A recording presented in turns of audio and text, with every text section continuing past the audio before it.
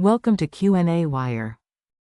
All right, so in this problem, we're asked to find the angular acceleration of a car as it goes around a track.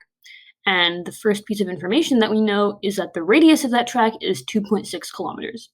Now, the first thing that we want to go ahead and do is convert our radius into meters. And that's because whenever we're working with whenever we're working with angular acceleration and angular velocity, we're going to be working in units of meters per second. So we want to make sure that we're always checking our units so that we get the right answer.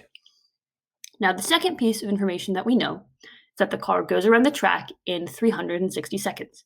And we have a name for the quantity that describes how long it takes for an object to complete one full rotation. And that is the period, and that is given by this letter, capital T.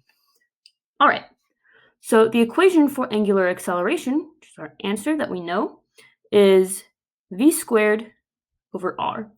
And if you don't remember, that comes from the fact that force is equal to mass times acceleration, and the centripetal force equals mv squared over r. So therefore, centripetal acceleration must equal v squared over r. Okay, so that means that we have to solve for v in terms of our given quantities r and t.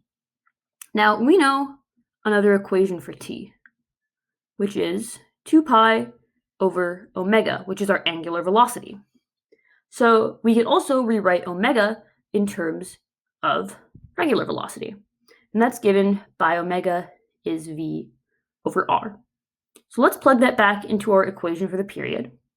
And we're going to get that t is equal to 2 pi r over v. So from there, we can solve for v, and then all that we have left to do is plug it into our equation for alpha. So now we can say that v is equal to 2 pi r over t. All right, now let's plug that into our equation for alpha. Great.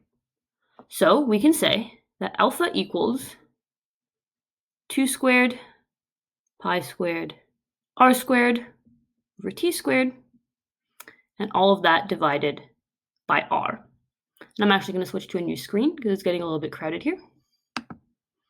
So that is then going to be equal to 4 pi squared r squared over t squared, and all that over r.